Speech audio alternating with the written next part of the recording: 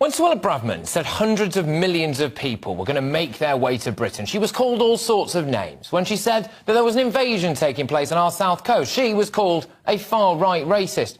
But just look at what's happening now. 400,000 migrants are predicted to try to enter Italy this year from Africa. The vast majority of these people will not be staying in Italy or in Spain or in France. Why? Because they want to come to Britain. And European nations are more than happy to just wave them through. The myth that these people are all desperate refugees has been completely shattered by the latest immigration figures, which show nearly 1 million people coming from non-EU countries, many of whom came from Africa. If you really want to get here legally, it clearly isn't that hard. The majority of these people will be economic migrants who do not meet our economic test to entry.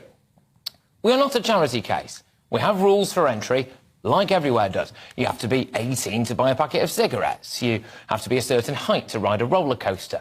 You have to be under the alcohol limit to drive a car. Rules are normal, OK? They lead to a stable, functional society. Well, our immigration minister, Robert Jenrick, is currently off to Algeria and Tunisia to get a good look at the situation on the ground there, as hundreds of thousands, if not millions of people prepare to descend on Europe and try to get across the Channel then into Britain.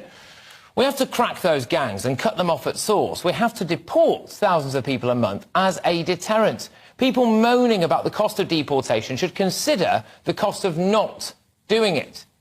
Continued record illegal immigration by economic migrants who will not benefit our economy massively. If they could be a net benefit, then they would gain entry legally.